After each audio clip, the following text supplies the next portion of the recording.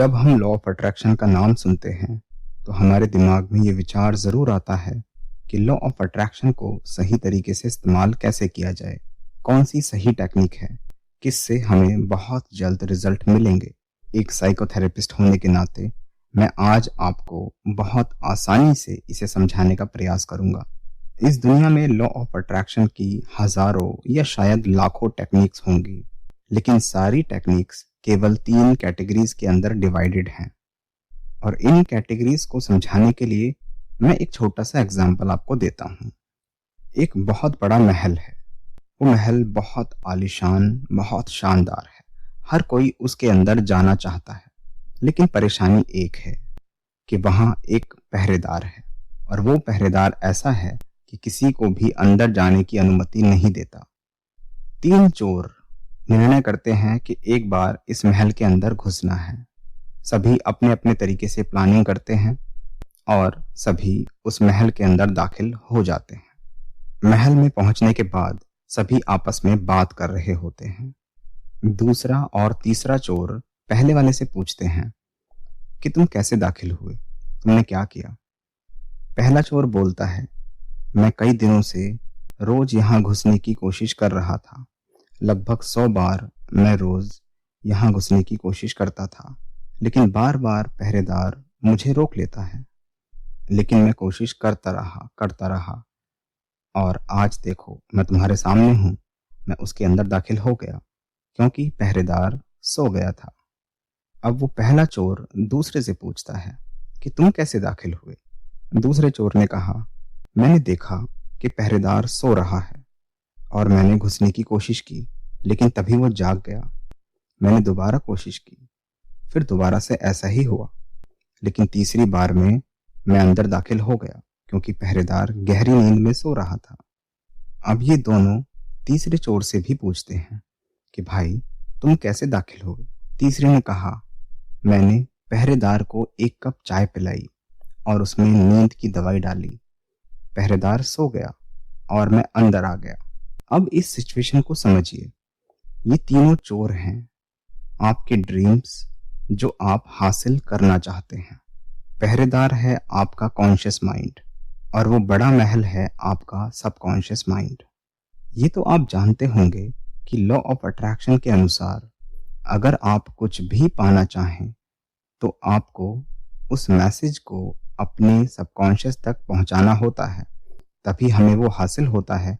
लेकिन कोई भी बात सीधे सबकॉन्शियस यानी अवचेतन तक नहीं पहुंचाई जा सकती, क्योंकि हमारा कॉन्शियस माइंड यानी चेतन मन पहरेदार बन के खड़ा है। लेकिन कॉन्शियस माइंड को स्किप करने के लिए लॉ ऑफ अट्रैक्शन की बहुत सी टेक्निक्स हैं जो 3 कैटेगरीज में डिवाइडेड हैं, जैसा मैंने आपको कहा, ए, बी और सी। कैटेगरी ए में आती है affirmations, songs, scripting, prayers, vision board, water technique, etcetera etcetera. और कैटेगरी बी में आता है visualization, virtual living, breathing pause technique, LOA meditation, etcetera etcetera. और सी कैटेगरी में आता है हिप्नोसिस थेरेपी। अब ऐसा समझिए कि कैटेगरी ए पहले चोर की तरह है जो बार बार महल में घुसने का प्रयास कर रहा है, इस उम्मीद में कि कभी ना कभी वो पहरेदार का ध्यान हटेगा या वो सो जाएगा। लेकिन उसे नहीं पता कि ऐसा कब होगा, पर वो लगातार ऐसा करता रहता है और कभी ना कभी कामयाब भी हो जाएगा। लेकिन कब होगा ये कहना मुश्किल है। इसी तरह जब हम किसी अफर्मेशन को बोलते हैं, बार बार दोहराते हैं या बार बार सुनते हैं, तब भी ऐसा ही होता है, मानो हम एक दीवार को तोड़ने का प्रयास कर रहे हों और बार बार उस पर चोट मार रहे हों। ये टेक्निक उनके लिए बहुत अच्छी है जो एलओए को एक हार्डवर्क के रूप में देखते हैं, जो अपने दिमाग से ज्यादा काम कराने का प्रयास कर रहे हैं। पर वहीं बी कैटेगरी को आप मानिए उस दूसरे चोर की तरह जो सही वक्त का इंतजार करता है और कम कोशिश से कामयाब हो जाता है। हम विजुअलाइज करते वक्त ऐसा ही करते हैं। हम विजुअलाइजेशन के लिए ऐसा वक्त चुनते हैं जब हमारा कॉन्शियस माइंड यानी कि चेतन मन शांत हो। लेकिन हम जानते हैं कि कॉन्शियस माइंड के पार जाना बहुत मुश्किल है। उसको धोखा देना सचमुच बहुत कठिन है। इसलिए इस टेक्निक से हर बार सफलता नहीं मिलती। हमारा कॉन्शियस माइंड हमारे झूठ को पकड़ लेता है, लेकिन हम यहाँ प्लानिंग से काम कर रहे होते हैं, इसीलिए यहाँ सफल होने की संभावना ज्यादातर होती है। हम यहाँ अपने सभी सेंसर्स का बराबर इस्तेमाल करने का प्रयास करते हैं, इसलिए बी कैटेगरी ए से बेटर है। लेकिन कैटेगरी सी अब तक की सबसे पावरफुल कैटेगरी है, जिसमें हिप्नोसिस थेरेपी होती है। ये उस तीसरे चोर की तरह है जिसने ज्यादा मेहनत नहीं की, ज्यादा वक्त नहीं लगाया, बस पहरेदार को सुला दिया और अंदर दाखिल हो गया। उसी तरह हम हिप्नोसिस के जरिए अपने कॉन्शियस माइंड को यानी चेतन मन को सुला देते हैं और सीधे ही अपने सबकॉन्शियस माइंड यानी अवचेतन मन में दाखिल हो जाते हैं और जो भी मैसेज चाहें अपने सबकॉन्शियस में डाल सकते हैं। मैं आपको बता दूं, इससे ऊपर अब तक कोई भी तकनीक नहीं खोजी गई है। लेकिन सवाल ये उठता है कि जब ये तकनीक इतनी अच्छी है तो इसके बारे में हर कोई क्यों नहीं बताता? क्यों सभी लोग कैटेगरी ए और बी के बारे में ही बात कर रहे हैं, उनको ही सिखाते हैं? मैं आपको इसका कारण समझाता हूँ। इसके 3 कारण हैं।